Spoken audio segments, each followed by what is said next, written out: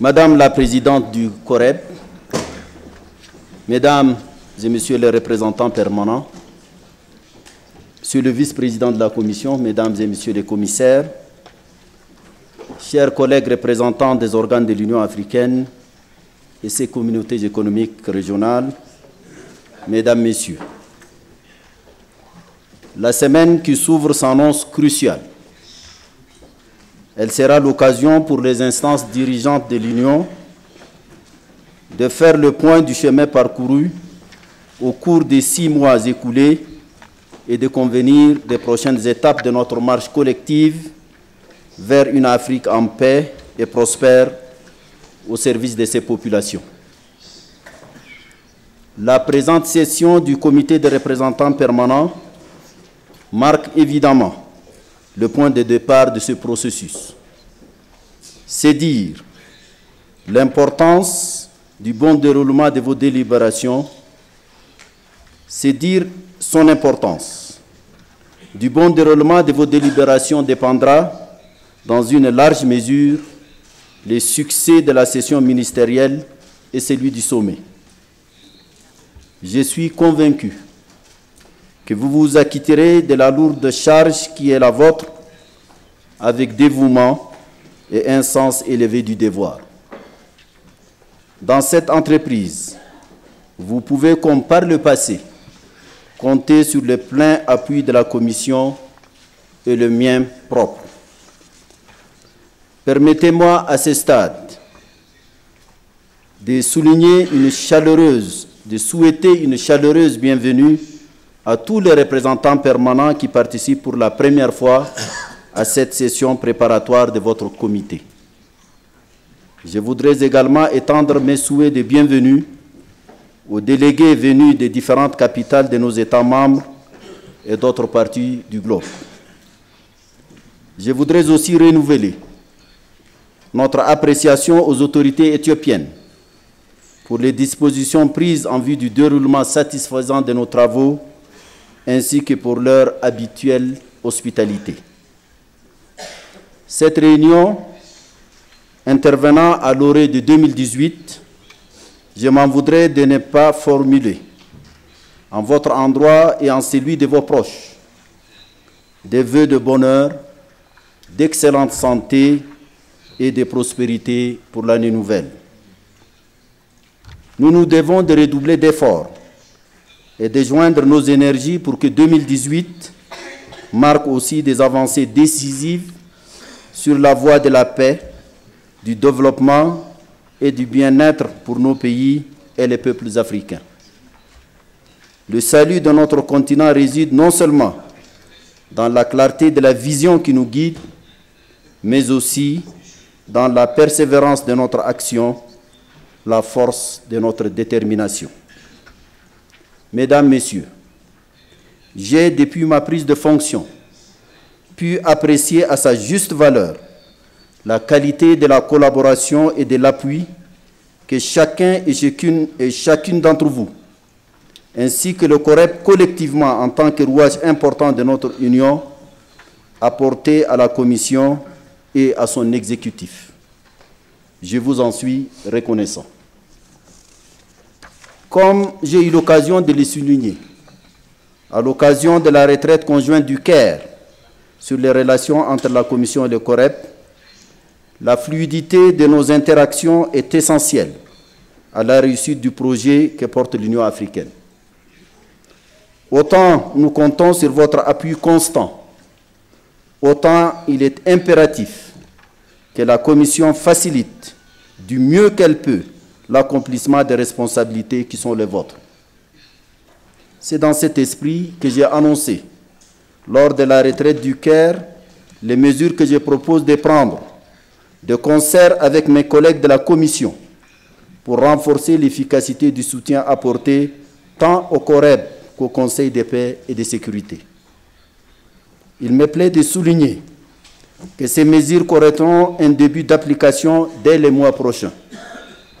Dans l'intervalle, des dispositions ont été prises pour rationaliser le fonctionnement au quotidien de la Commission, y compris en ce qui concerne les missions qui doivent être entreprises dans le strict respect de la politique de voyage de l'Union.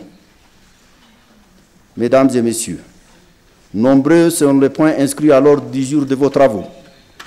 Ils traduisent le large éventail des questions sur lesquelles travaille notre Union dans le cadre de l'agenda 2063, mais aussi, disons-le tout net, les difficultés que nous éprouvons à trancher dans les vifs pour déterminer nos priorités.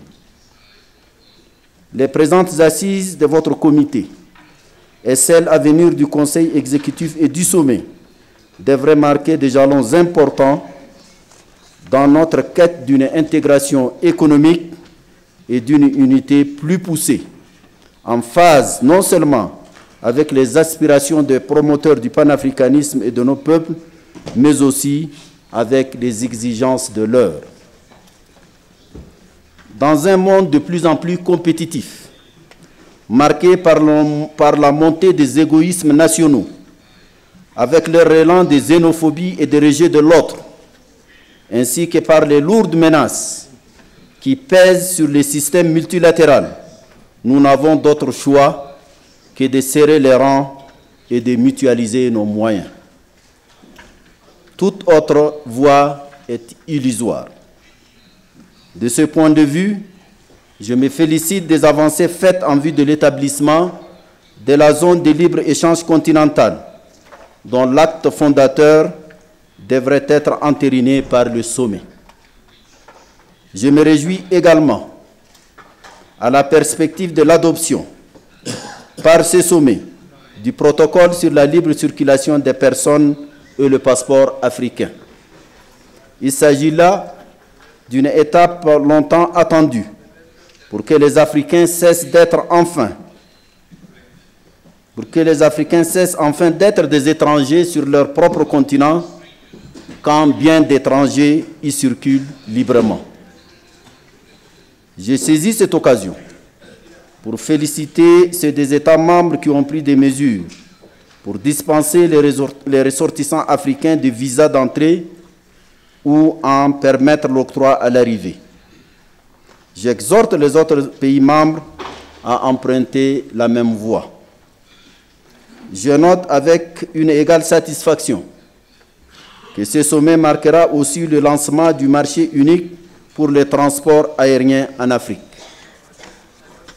Je félicite les 23 États membres qui se sont engagés en faveur de cette initiative qui n'est que la concrétisation d'un engagement pris de longue date avec la déclaration de Yamoussoukro de 1999. Là encore, le bon sens commande d'accélérer la cadence, et c'est à un moment où les compagnies aériennes étrangères se ruent sur l'Afrique pour tirer profit du fort dynamisme du transport aérien sur le continent.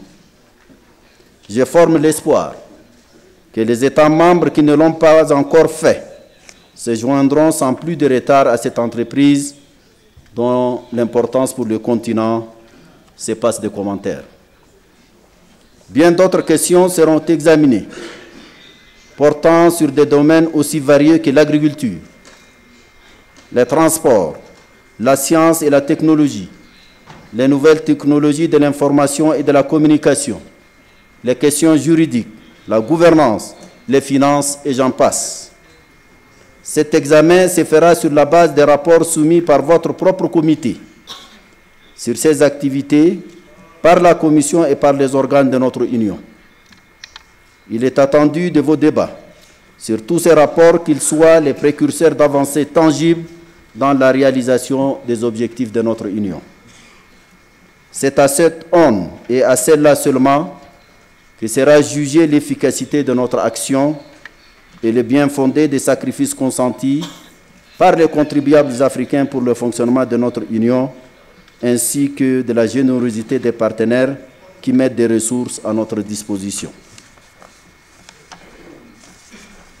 Mesdames, Messieurs, l'année écoulée a été consacrée au thème de la jeunesse. Il s'est agi de tirer pleinement profit du dividende démographique. Des pas significatifs ont été franchis, mais beaucoup reste à faire.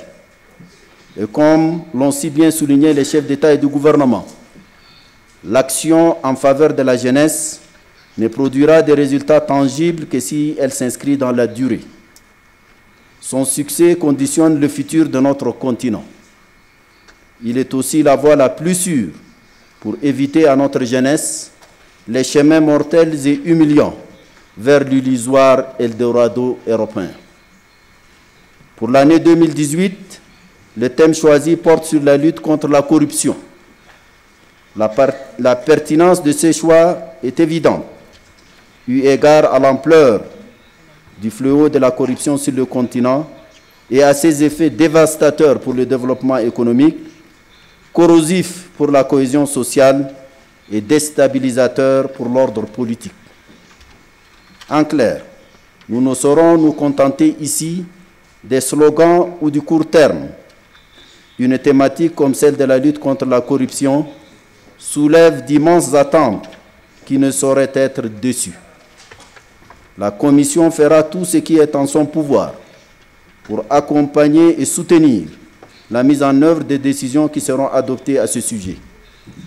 Mais, en fin de compte, la responsabilité première est celle des États. De façon connexe, nous devons lutter plus résolument contre les flux financiers illicites.